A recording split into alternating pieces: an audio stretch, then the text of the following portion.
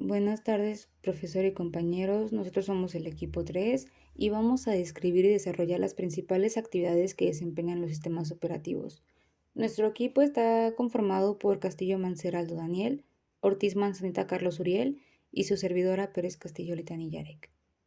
Y bueno, nuestro contenido es la presentación, la introducción, el desarrollo, la secuencia del proceso, cómo funciona el kernel, sistemas multikernel, tipos de kernel, sistemas de archivos más importantes y nuestros comentarios personales y conclusiones.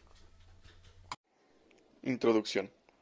Un sistema operativo es un conjunto de programas que permite manejar la memoria, disco, medios de almacenamiento de información y diferentes periféricos o recursos de nuestra computadora, tales como el teclado, el ratón, la impresora, etc.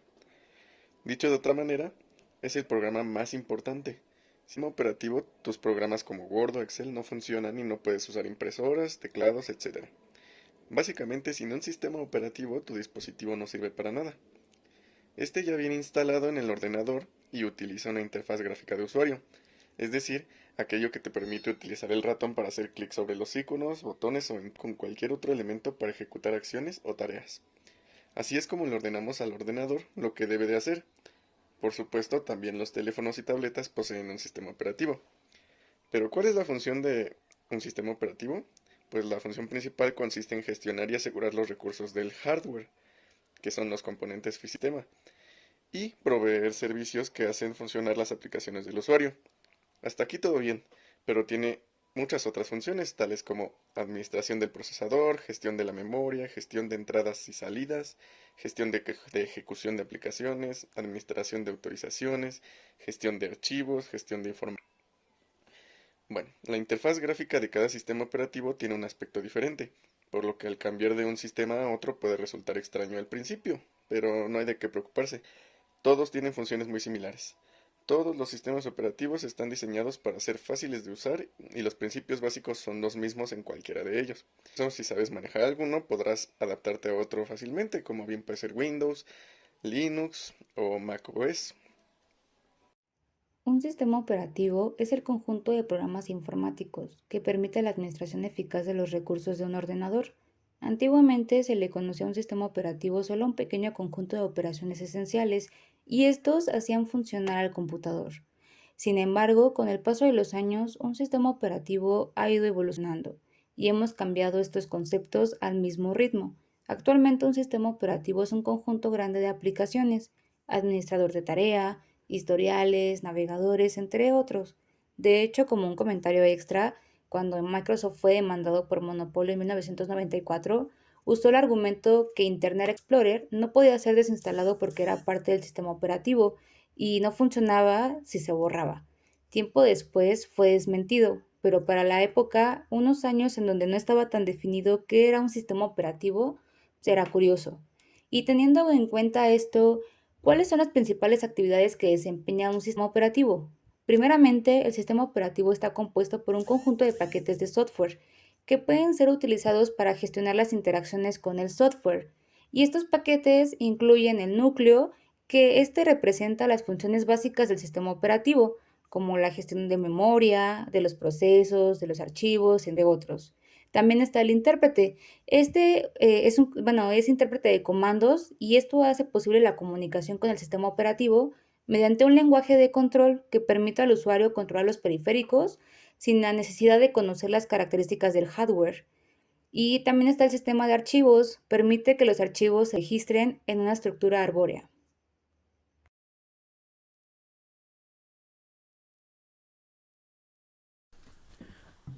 El kernel se encuentra en el centro del sistema operativo y controla todas las funciones importantes del hardware, ya sea un sistema Linux, MacOS o Windows, un servidor o un smartphone o cualquier otro tipo de ordenador. Es una estructura que consta de varias capas: interfaz de hardware, gestión de memoria, gestor de procesos, sistema de archivos. La interfaz de hardware es la que llevan los procesos, memoria y dispositivos. Esa capa realiza las tareas como la del controlador de red o PCI Express. La gestión de memoria distribuye la memoria RAM y la memoria virtual. El gestor de procesos se encarga de la gestión del tiempo y permite el multitasking. El gestor de dispositivos pues gestiona los dispositivos externos. El sistema de archivos se le asigna un espacio en la memoria principal, caché, RAM, etc. O en la memoria secundaria que vendrá siendo un disco duro, una USB o cualquier otro tipo de almacenamiento a los procesos. Secuencia del proceso. Un kernel acompaña y guía durante todo el recorrido desde el hardware del sistema hasta el software de la aplicación. Su trabajo termina donde comienza el acceso de usuario, o sea, en la interfaz gráfica del usuario. Por lo tanto, el kernel limita directamente con el shell la interfaz de usuario y se puede pensar o imaginar de la siguiente manera. Tenemos la aplicación, el user app daemons, luego tenemos el shell y luego dentro de esto tenemos el kernel. ¿Cómo funciona el kernel? Pues el kernel recibe órdenes y las convierte al lenguaje máquina que después las manda al CPU. Esto quiere decir que el kernel controla todas las órdenes dirigidas al CPU. Una de las tareas principales de un kernel es el multitasking. Para ello debe cumplir los tiempos establecidos, pero al mismo permanecer disponible para las demás tareas o tareas adicionales. La norma necesita excepciones para poder funcionar en un sistema tan acelerado como es el sistema operativo. El kernel solo sirve de intermediario entre el sistema operativo, el software de la aplicación y las bibliotecas. La interfaz gráfica de un sistema operativo es independiente del kernel, inclusive en Linux. En los sistemas multiusuario, el kernel controla los derechos de acceso a los archivos y a los componentes del hardware. El proceso es sencillo. Se enciende el computador, el kernel se carga a la memoria, enciende los dispositivos conectados e inicia con sus procesos, carga los servicios del sistema, inicia y o detiene procesos y al final se inician los programas del usuario como la asignación de espacio de almacenamiento. Como nota, el kernel no es el núcleo del procesador, sino el núcleo del sistema operativo. Un kernel tampoco es una API ni un framework. Sistemas multikernel. Hay que tener en cuenta que también existen los sistemas operativos multikernel. Estos se pueden utilizar en diferentes núcleos de un procesador multinúcleo, como una red de distintas CPU completamente independientes. El funcionamiento es a través de la estructura especial del kernel, que está formado por una serie de componentes diferentes, como ya lo habíamos especificado. Como su capa más baja está cerca de los componentes, puede comunicarse directamente con el hardware, el procesador y el almacenamiento. A lo largo de las 5 capas, las funciones del kernel difieren, desde la gestión de los procesos hasta el gestor de dispositivos.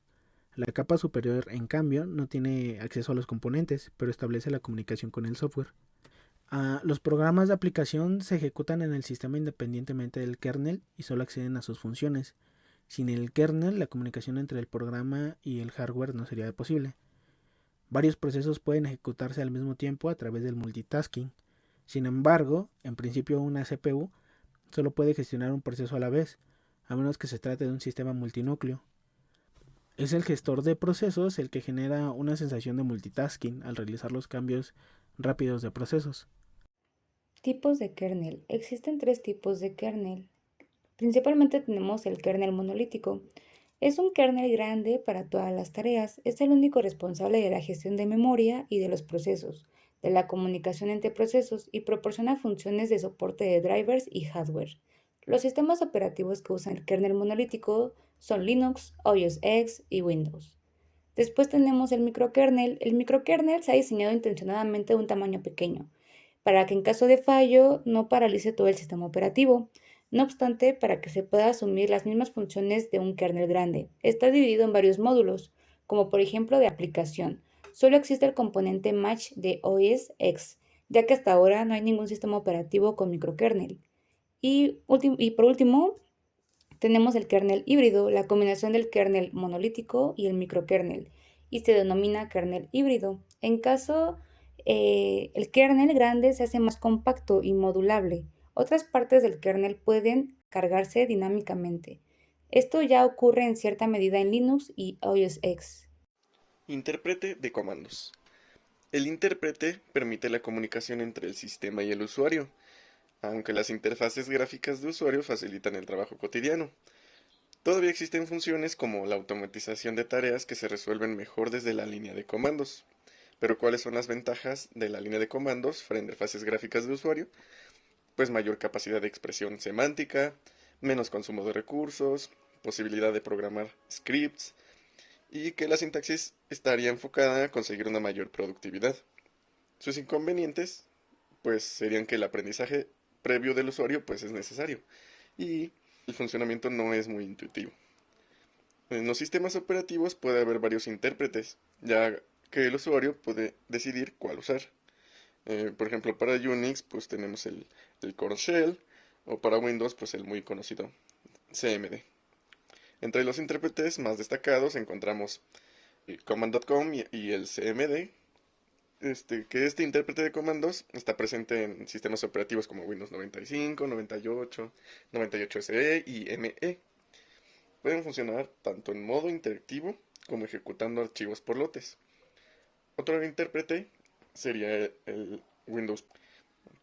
Este intérprete fue presentado para Windows Vista y es compatible con Windows XP. Requiere el marco de trabajo .NET y cuenta con autocompletado al usar la tecla Tab. También tenemos el Bash, que es la versión que se utiliza por defecto en la mayoría de las distribuciones de Linux, también en macOS. Este puede utilizarse como intérprete de comandos en modo interactivo, pero también puede procesar archivos con órdenes. A estos archivos ejecutables se les llama scripts. Cuando se utiliza un intérprete como Bash, no es necesario compilar el código fuente. El intérprete es capaz de interpretar el código fuente sentencia a sentencia. Por lo tanto, el tiempo de desarrollo es más corto que con los lenguajes compilados, pero el tiempo de ejecución es habitualmente mayor. El sistema de archivos es el sistema de almacenamiento de un dispositivo de memoria que estructura y organiza la escritura, búsqueda, lectura, almacenamiento, edición y eliminación de archivos de una manera concreta. El objetivo principal de esa organización es que el usuario pueda identificar los archivos sin lugar a error y acceder a ellos lo más rápido posible. Estos sistemas de archivos otorgan las siguientes características, que vendrían siendo las convenciones para nombrar a los archivos, atributos de archivo y controles de acceso.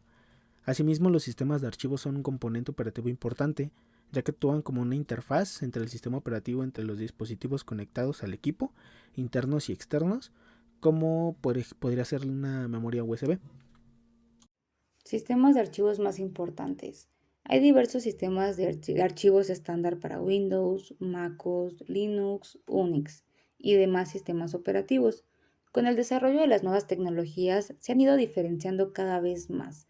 Podemos tomar de ejemplo el almacenamiento flash, cada vez más popular. Entre estos se encuentra la memoria USB y las unidades SSD. Todos los sistemas de archivos comparten la característica de utilizar la estructura de árbol para organizar los archivos, que parte del directorio raíz y a partir de ahí se ramifican al resto de las carpetas o directorios y subcarpetas. Aunque representan algunas similitudes, los sistemas de archivos son en principio incompatibles entre sí. Tampoco los sistemas de archivos que se utilizan en Linux son compatibles con otros sistemas operativos automáticamente. Sin embargo, por lo general, siempre se pueden utilizar programas de terceros que permiten, por ejemplo, el acceso de lectura, de escritura a los soportes de datos incompatibles. FAT, File Allocation Table o tabla de asignación de archivos. Este sistema de archivos existe desde 1980. Las versiones publicadas desde entonces reciben los nombres de FAT12, FAT16, FAT32. El formato FAT es ideal para gestionar un volumen de datos pequeños. Desde la perspectiva actual, el sistema de archivos FAT está desactualizado, porque incluso en la variante más moderna y potente, hablando de FAT32, lanzada en 1997, los archivos pueden tener un tamaño máximo de 4 GB. FAT32 también limita el tamaño máximo de la partición a 8 TB. A pesar de estas limitaciones, el formato FAT sigue siendo muy común. Se utiliza para soportes de datos portátiles extraíbles, hablando de discos duros externos o memorias USB y hardware especial como cámaras digitales, smartphones, routers, televisores, radios para coche, entre otros. Tiene el mayor rango de compatibilidad y especialmente en dispositivos móviles. exFAT, Extended File Allocation Table o tabla de asignación de archivos extendida. Este formato publicado en el 2006 es la evolución de FAT, el formato clásico. exFAT se diseñó originalmente para medios de almacenamiento extraíbles y por lo tanto es especialmente adecuado para memorias USB, tarjetas de memoria y discos duros externos, como unidades de estado sólido, CSD, acrónimo inglés de Solid State Drive, con capacidad de almacenamiento individual. exFAT funciona de manera particularmente eficiente con soportes de datos más pequeños. Sin embargo, también puede procesar archivos grandes y supera con creces el límite de 4 GB de FAT32. Desde Windows 7, exFAT es compatible de forma nativa, por lo tanto, es estándar de fábrica y no conlleva la necesidad de instalar controladores adicionales o paquetes de servicios especiales. NTFS New Technology File System. El sistema de archivos NTFS se introdujo en 1993 con el sistema operativo Windows NT. Ha sido el sistema de archivos estándar para ordenadores de Windows desde Windows Vista. Ofrece varias ventajas sobre FAT, como la posibilidad de comprimir los medios de almacenamiento y una mayor seguridad de datos, hablando de cifrado. Una característica especial de NTFS es los derechos de acceso y recursos compartidos de los archivos y carpetas. Pueden definirse al detalle y de manera integral. Los usuarios pueden asignar derechos de acceso local y remotos a través de la red. HFS Plus Hierarchical File System. Este sistema de archivos, lanzado en 1998, es la evolución de HFS para Apple. Para diferenciar claramente los dos estándares, se habla también de MacOS Extend HFS Plus y MacOS Standard HFS. En comparación de HFS y HFS Plus, funciona más rápido y de manera más eficiente a la hora de gestionar, leer y escribir datos. También permite administrar más archivos porque permite hasta 4.000 millones de bloques de archivos o carpetas. Linux puede leer, escribir datos directamente con HFS Plus, aunque es necesario instalar paquetes especiales como HFS Utils, HFS Plus y HFS Prox. En algunos casos, para Windows requiere un software adicional para ser totalmente compatible con HFS Plus. APFS, Apple File System. APFS, lanzado por Apple en 2017, cumple ante todo con todos los requisitos de las unidades de estado sólido modernas. APFS está diseñado como un sistema operativo de 64 bits, por lo que permite cifrar datos y también archivos. Si un sistema operativo está en una CCD, el sistema de archivos HF Plus se convierte automáticamente en APFS. Este formateo automático se introdujo en un sistema operativo High Sierra. Desde MacOS 10.14 Mojave, las unidades de función, unidades lógicas compuestas de CCD y discos duros mecánicos también se migran a APFS automáticamente. En ciertas ocasiones pueden surgir problemas al convertir HFS Plus en APFS. X4 o X4 se introdujo en 2008 como sucesor de X3 o X3. Este sistema de archivos es actualmente el estándar para muchos sistemas de Linux como Ubuntu. Su novedad más importante es la función Extends, que optimiza la gestión de archivos grandes y evita la fragmentación de manera más eficaz. Con Extend4, las particiones se pueden ampliar y reducir según sea lo necesario, e incluso en el procesamiento. Al contrario de X3, que admitía un máximo de 32 terabytes, el sistema de archivos X4 admite un volumen máximo muchas veces mayor a un exabyte, aproximadamente hablando de 1 millón de terabytes. Les daré algunas características de los sistemas de archivos. El sistema FAT32. Su uso es para medios de almacenamiento extraíble. Su compatibilidad es con Windows, con macOS y cuenta con limitaciones en Linux. Sus características serían una alta compatibilidad y que es compatible con varios tipos de... Ahora tenemos el sistema exFAT. Su uso es igualmente para medios de almacenamiento extraíbles. Su compatibilidad igualmente es con Windows, con macOS y también para Linux y también cuenta con limitaciones dentro de este. Sus características serían que aún no es estándar generalizado, no permite gestionar derechos, no permite datos, es ideal para memorias flash, sus tamaños y participaciones están limitados y su volumen máximo de datos es de 512 terabytes. El siguiente sistema sería NTFS. Su uso es para HDDS. Su compatibilidad es igualmente con Windows, Mac y Linux con ciertas limitaciones. Sus características serían la gestión de derechos, mejora de seguridad de los datos, permite comprimir datos, es especialista en archivos extensos y de gran almacenamiento. Su volumen máximo de datos es de 256 terabytes y no es recomendable para discos pequeños y particiones menores a 400 megabytes.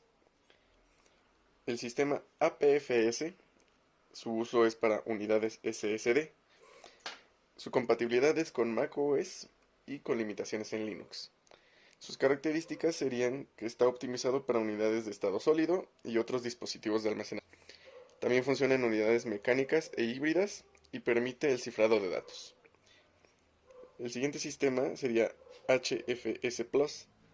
Su uso sería para discos duros internos y externos. Su compatibilidad es con macOS y sus características serían que el sistema de archivos es maduro y probado, especialmente indicado para discos mecánicos.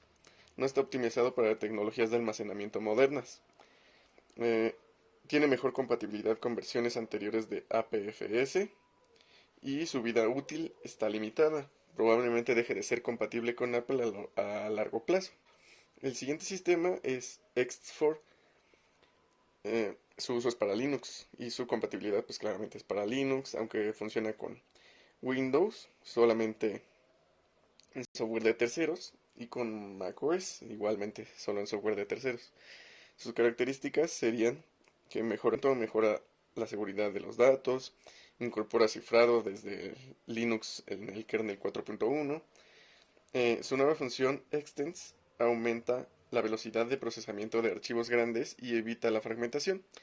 Y su volumen máximo de datos es de 16 terabytes. Comentarios personales. Todo lo que hace una computadora se ejecuta a través de programas, también llamados software. Para poder hacer esto, se necesita una interfaz de usuario. Esto lo proporciona el sistema operativo. Un sistema operativo es un paquete de diferentes programas. Son necesarios para iniciar la computadora. El sistema operativo contiene interfaces que permiten que el hardware y el software funcionen juntos. Si inicia un programa, el sistema operativo se ocupa de todos los componentes de hardware necesarios. Por ejemplo, si escuchas música en Internet, el sistema operativo controla la activación y el adaptador de la red. También se aborda el sonido. Las tareas se procesan automáticamente en segundo plano. Si algo no funciona como se desea, no hay ningún error del sistema operativo. La configuración correcta es importante. Además de la gestión de archivos y dispositivos, la gestión de procesos y memoria también forman parte de las tareas de un sistema operativo. Windows no fue el primer sistema operativo en utilizar ventanas. De hecho, Windows comenzó a funcionar como MS-2 y en principio era necesario utilizar ciertos comandos para ejecutar varias de las acciones, por lo que no era posible simplificar las funciones mediante el uso de ventanas. Tiempo después cambió su nombre a Interface Manager, que a su vez se convirtió en Windows, momento a partir del cual incluyó varias de las funciones que conocemos hoy, entre ellos la opción de señalar con el cursor y añadieron las ventanas. Se podía instalar en cualquier computadora. El objetivo de Bill Gates era que en cada casa del mundo hubiese un ordenador, por lo que Microsoft diseñó Windows para que pudiera ser leído por cualquier equipo, lo que lo diferenciaba de su competencia más cercana, que de ese entonces CP/M. Pese a esto, en principio la complejidad del sistema operativo provocó que solo los informáticos pudiesen utilizarlo, por lo que fueron simplificándolo con cada actualización. No fue desarrollado como un sistema operativo. Windows fue diseñado para funcionar como el lenguaje BASIC de Alt 8800, la primera computadora portátil. Debido al inmenso éxito de dicho lenguaje, varias de las principales empresas compraron la licencia, lucrando a Microsoft, cuyos líderes comenzaron a crear nuevas versiones de este lenguaje. Tiempo después desarrollaron algo llamado Microsoft Frontend. Por muchos años funcionó como lenguaje de programación y no fue hasta ser contratado por IBM que Microsoft pensó que Windows podría convertirse en un sistema operativo. Android no fue creado por Google, aunque a día de hoy relacionamos a Android con Google, que esto es completamente cierto. La historia nos demuestra que Android no fue una idea original de Google. El creador de este sistema operativo era un joven estadounidense llamado Andy Robin, quien en el año 2003 fundó la empresa Android Inc., con la intención de proteger los derechos del sistema operativo móvil que acababa de crear. Pasados algunos años, concretamente durante el mes de agosto de 2005, Google compró la empresa Android y contrató a Rubin para que colaborara con la compañía en el desarrollo y mejora de su sistema operativo. Aunque Android fue un fracaso en sus primeros meses de vida. Pues la vida no siempre es un camino de rosas y los primeros meses de vida del sistema operativo Android tambalearon su futuro hasta tal punto que si no hubiera sido por inversiones adicionales, a día de hoy probablemente utilizaríamos en nuestro móvil un sistema operativo completamente distinto. inversores más importantes durante los primeros meses de vida de este sistema operativo fue Steve Ballmer, actual presidente de la compañía OnLive. Como conclusión personal, el diálogo entre el usuario y la máquina suelen realizarse a través de la interfaz de línea de comandos o de la interfaz gráfica de usuario, GUI, siglas en inglés. Las interfaces de línea de comandos exigen que se introduzcan instrucciones breves mediante un teclado, y las GUI emplean ventanas para organizar archivos, aplicaciones con iconos y menús que también representan estas instrucciones. El usuario manipula directamente estos objetos visuales, ya sea señalándolos, seleccionándolos, arrastrándolos o moviéndolos con un mouse.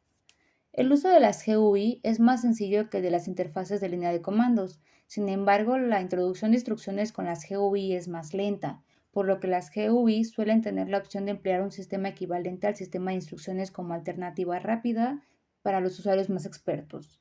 Los sistemas operativos empleados normalmente son Unix, Macintosh OS, MS-DOS o OS-2, Windows 95, Windows NT. El Unix y sus clones permiten múltiples tareas y múltiples usuarios. Otros sistemas operativos multiusuario y multitarea son EOS-2, desarrollado inicialmente por Microsoft e IBM, Windows NT y Windows 95, y todos desarrollados por Microsoft. El sistema operativo multitarea de Apple se denomina Macintosh OS.